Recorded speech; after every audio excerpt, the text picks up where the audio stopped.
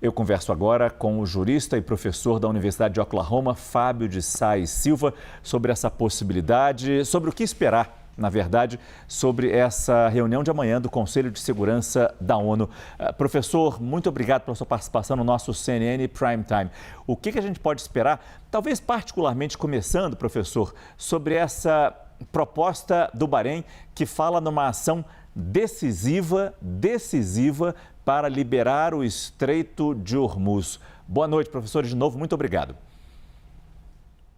Boa noite, Márcio. Prazer estar aqui com vocês na CNN Prime Time. Bom, o presidente Lula, inclusive, escreveu um artigo recentemente para o New York Times, né, explicitando um pouco a preocupação que ele tem e que toda a comunidade tem com o funcionamento do Conselho de Segurança da ONU nos últimos anos, né, porque a gente percebe que é um conselho que tem sido incapaz realmente de processar as demandas por segurança, por paz e pela boa convivência das nações no plano internacional.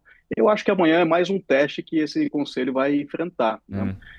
Essa proposta do Bahrein tem uma ênfase muito grande na questão do transporte, a liberação do Estreito de Hormuz para que possa haver ali o trânsito e o fluxo do petróleo, né?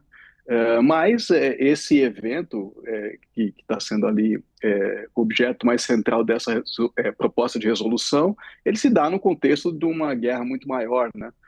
Onde existem outras questões, outros interesses envolvendo Estados Unidos, Israel, Irã e todos os países ali da região. Então, meu ponto de vista é que é muito difícil isolar a resolução do problema do Estreito de Hormuz sem tocar nessa guerra e sem, portanto, trazer também para a pauta uma proposta aí de cessar-fogo e de entendimento entre esses países que estão em guerra. E lembrando que qualquer resolução posta para ser votada no Conselho de Segurança, ela pode ser barrada pelo menos por um voto de um integrante permanente do Conselho. Então é muito fácil derrubar qualquer proposta como essa, que parece ser mais... vamos colocar a palavra extrema no momento de guerra, parece até uma ironia, de lançar ataques militares ali para liberar à força o Estreito de Hormuz. Porque a gente tem que fazer o paralelo com a China, que mantinha um certo distanciamento do conflito, mas agora pede que as negociações continuem. Pergunto para o senhor, professor, o que explica essa movimentação de Pequim neste momento? Eu acho que nós estamos caminhando aí, muita gente diz, para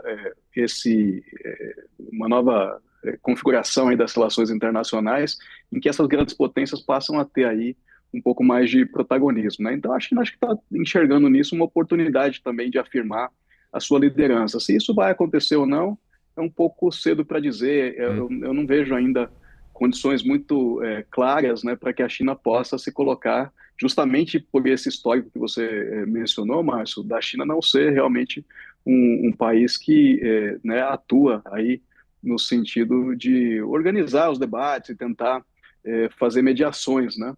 É um país que atua muito mais discretamente no plano internacional até agora.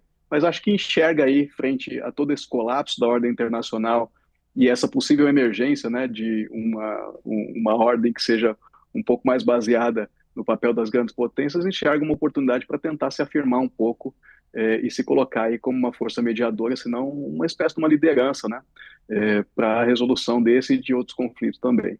Eu queria falar com o senhor um pouco sobre esse caça americano que foi derrubado, pelo menos oficialmente já foi reconhecido pelo governo dos Estados Unidos. Lembrando que um segundo avião de guerra americano foi bombardeado também, mas isso nas informações do governo iraniano. Mas é preciso lembrar, e a nossa correspondente na Casa Branca, Mariana Jangiacomo, até lembrou disso, como o governo Trump alegava que os Estados Unidos controlavam o espaço aéreo iraniano. Sabemos que sim, 5 semanas de guerra, muita coisa foi destruída, muita coisa de todos os sentidos, mas me refiro aqui à questão militar iraniana, foi derrubada, foi destruída lá no Irã. Mas até que ponto essa prova que foi dada nesta sexta-feira de que ainda existe uma capacidade de proteção e de derrubar aviões inimigos nos céus do Irã, até que ponto isso coloca em contradição ao que diz Trump sobre o sucesso militar nessa guerra?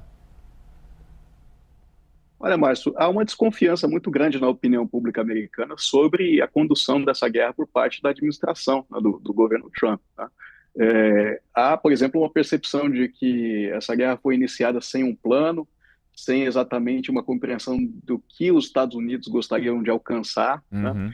E esse evento, a derrubada desse caça, eu acho que agrega um pouco a essa sensação que já, como eu disse, é muito forte na opinião pública americana de que será que faz sentido realmente os Estados Unidos continuarem nessa guerra, né? Mas também, né, e aí a gente está falando de uma administração que é muito impetuosa, né?